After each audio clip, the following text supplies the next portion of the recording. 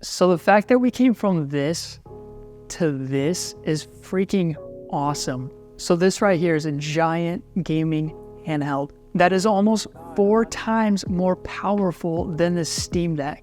Take a look at Monster Hunter. The Steam Deck struggles to hit 30 FPS, right? Now look at this machine. It's not even a competition. Look at this freaking frame rate, and we're on high settings too. Now this is where it gets crazy. This handheld isn't a dedicated handheld like the ROG Ally X, Steam Deck, Legion Go. What I've done is I've turned it into one with just one simple controller model. I'll show you how it works. It's super easy. But what you're seeing here, this is the ROG Flow Z13, and they're completely sold out at the moment for a very good specific reason. I mean, this thing is straight up just a freaking tablet. And then it's a laptop, right? And then it's a console. But the main reason why this is being sold out and why so many people want it is because of the new AMD chip inside of it. So it's got the new AI HX 395. And what this means is it's so freaking powerful that there's no graphics card inside of it. The processor is so strong that it does everything by itself, which means that you don't have to rely on an RTX graphics card inside your laptop to do the gaming performance. And what this means is that you can get away with like a thinner tablet as well as better battery performance. By the way, this isn't a sponsored video, okay? And this is a handheld dedicated channel. Please tell me if there's something you think I could fix to make the videos better. Genuinely, let me know. I want to get good at this, but thank you. And to put the power of this bad boy into perspective here, I have yet to come across any limits with gaming. A good example is Stalker 2, right? This game tends to like totally overpower mid to lower end PCs, and it takes a beefy machine to rip this game. But as you can see here, we're getting a steady, clean frames per second, and the game is completely playable. I'm playing at a higher resolution. It's very smooth. The frame gen works with AMD. You know, you've got all the stuff to give you a good, clean gaming experience. And so what I'm trying to show you is that there is no game that I've been playing that is telling me that I shouldn't be playing, right? There's just complete peace of mind when it comes to performance. So the crazy thing is that, like, if I take this off, so the way it's set up is when you're not plugged in the wall and you go to your operating mode, you can only do performance. Turbo isn't like truly turbo, but this isn't even the highest freaking, you know, TDP. So if I plug this in like that, and then you saw like right there, turbo will unlock. I click it, and now we're getting 120 frames per second on Monster Hunter high settings. The fans turn up, and the performance is desktop PC performance. But when you unplug it, it instantly goes to performance mode. You can't go back to turbo, which the crazy part is performance mode is still so freaking good on this thing that you don't necessarily always need turbo mode. And so this is good for this. With this kind of power potential, you're able to play games comfortably at the native resolution, and you're hitting those high refresh rates. Not 165 all the time, right? But you're getting up there. You know, because with handhelds, I'm used to playing on a ROG Ally or Legion Go or, you know, Steam Deck. And you kind of have to downscale the resolution a little bit. With this one, you're playing on a bigger screen with the native resolution, and it looks so freaking crisp and clear. So let me just show you the controller setup that turns this into a handheld. Now, what I've done here is I looked around online for like a controller because I thought it would be so cool to attach controllers onto this thing. So a friend of mine by the name of Floop, he's the guy behind Winhanced, which I'll make a video on that later. He showed me this dude on Reddit who posted a mod, right? This guy just got a freaking GameSir controller, snapped it on there. Is it that easy? And so I did the same thing. I went on Etsy and I found this dude that has like these extenders for these controllers that are meant to go into your iPad, things like that. And when I finally got it in the mail, I put it on and it just perfectly works. There's no drawbacks, there's no catch.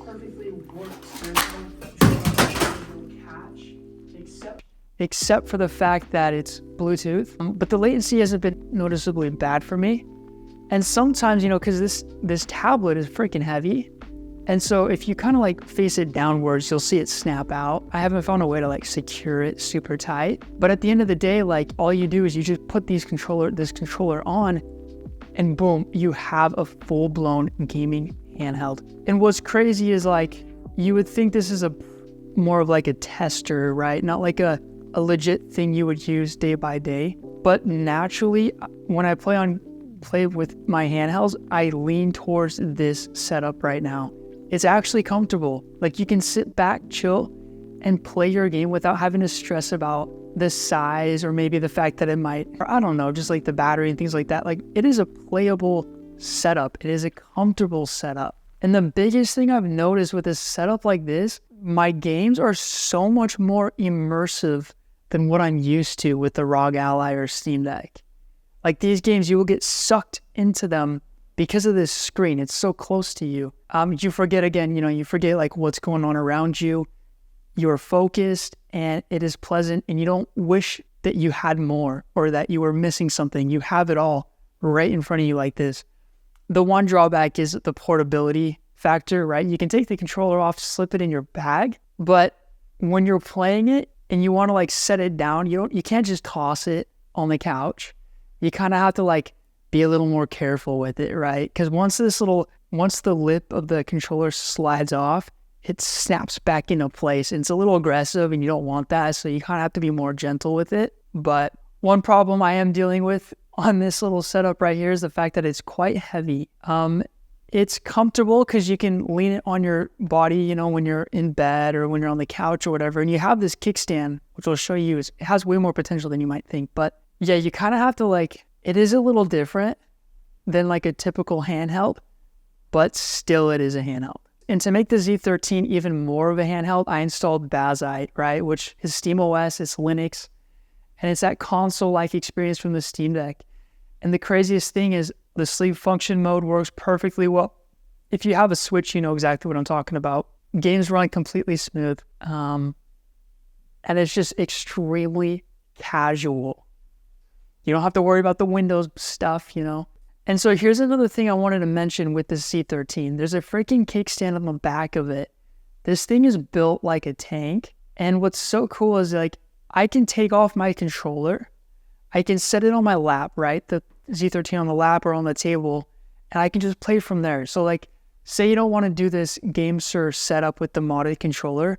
If you just buy an Xbox controller, you can play this anywhere you would play a handheld with no drawbacks, and you can just sit back, relax, and freaking game.